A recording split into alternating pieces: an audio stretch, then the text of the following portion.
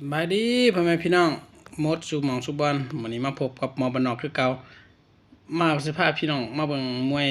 วันลุมพินี104ระหว่างสอนรักกับคุณพลน้อยคุณพลน้อยอยู่มุมน้ำเงินสอนรักอยู่มุมแดงแม่นบ่ก่อนบ่ทันได้ชกนี่สอนรักต่อทุกคนมาเบิ่งนำกันไผต่อเป็นรองมาเบิ่งแต่ตอนนี้เกมสูสีแล้วมวยนี่คือกันคุณพลน้อยคุณพลน้อยมัดซ้ายตัวซ้ายตัวเนี้ยศอกซ้ายจากศอกมัดซ้ายจากคุณพลน้อยศอกจากสอนลักเอาทุกคนเอามาเบิ่งนำกันนอกบ่มีนอกมีนับมีนอกบ่คู่นี่มวยนี่4มือคือกันเจ้าศอกข่อยศอกเจ้าเข่าข่อยเข่าเอาไผเป็นไผน้องชายของเสกสรรล่าสุดก็ถูกน็อกวันไฟไหนแต่ตอนนี้มาเบิ่งน้องถือเตะขาปัดขวาแก่งเลยมัดซ้ายมัดขวาจากสอนลักเตะซ้ายบ้านซ้ายจากคุณพ่อน้อยเข้าซ้ายจากคุณพ่อน้อยกรรมการแยก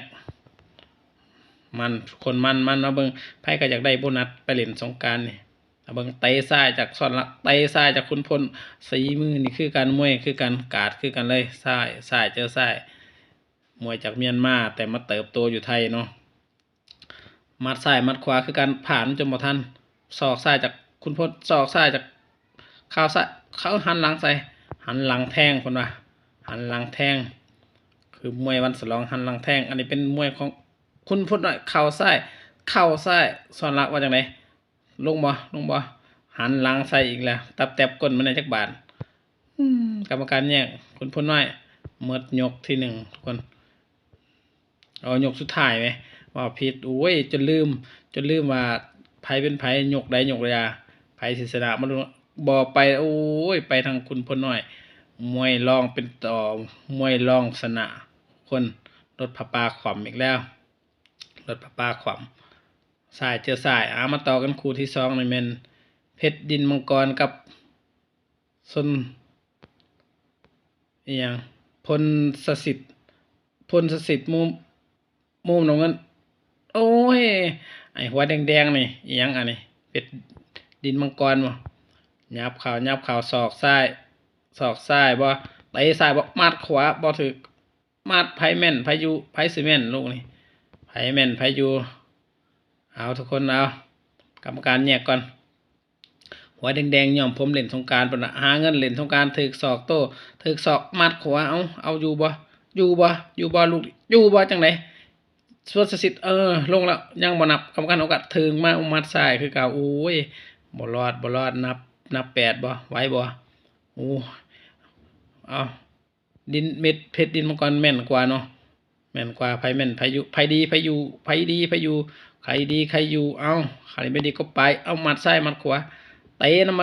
ากว่าศอกโตยังบ่ถึกจังไดย่อสายย่อเจอสายย่อบ่ทันเมาก็ย่อบ่เมาก็ย่อบ่เมาก็ย่อจังไดพุทธสิทธิ์เอาจังไดเพชรดินมังกรเอาจังไดมัดซ้ายมัดขวาเป๋ย่อจังไดศอกไม่ศอกโตอยู่ยังโตได้อยู่มัดซ้ายโดนคือกันหักมัดของพุทธสิทธิ์มันเบาแล้วเพชรดินมังกรเอาจังไดโตคือกันจังไดเสือกซอยกรรมการเบิ่งอยู่เสือกซอยเข้าบ่ได้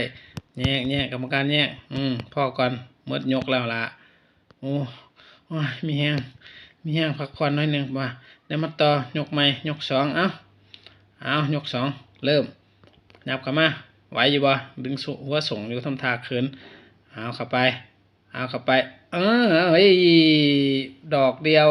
ถึกศอกหรือถึกมัดนี่ลุกขึ้นมาอีกกรรมการนับเทื่อที่2แล้วนี่เนาะยังขายังแปลงอยู่กรรมการให้โอกาสจังใดรอดบ่ได้บ่มาอีกนับเข้าไปเพชรดินมังกรเฮ็ดพุทธสิทธิ์จังใดรอดบ่รอดบ่กรรมการให้โอกาสบ่นับลูกนี่ลุกขึ้นมาเฮ็ดถูต่อ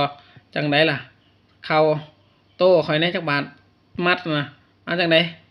ใดมัดขวามัดซ้ายมัดขวาโอ้ยเข่าหมดบาทนี่ต่อย10มัดเข่า11กรรมการจับแพ้เลยโคตรดีใจเลยระวังสิได้เงินไปเล่นสงกรานต์เพิ่นว่า 350,000โอ้ยปู่ลืมพรไฟฉายก็เหียแล้วกรรมกรรมการทีมฮอดไฟฉายโอ้ยเพชรดินมังกรรับโบนัส350,000ไปเล่นสงกรานต์แบบ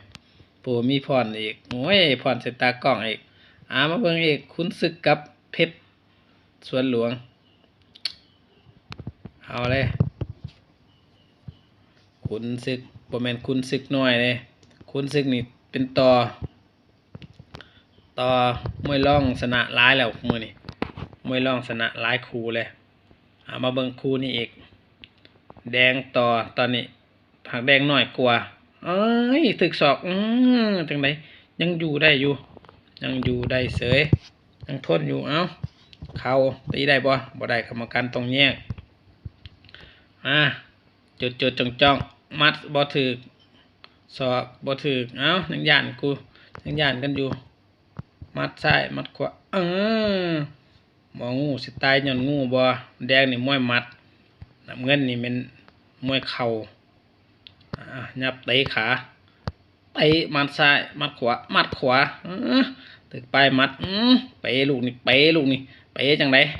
ก้มกอซอหลอดบ่นับบ่นับอีก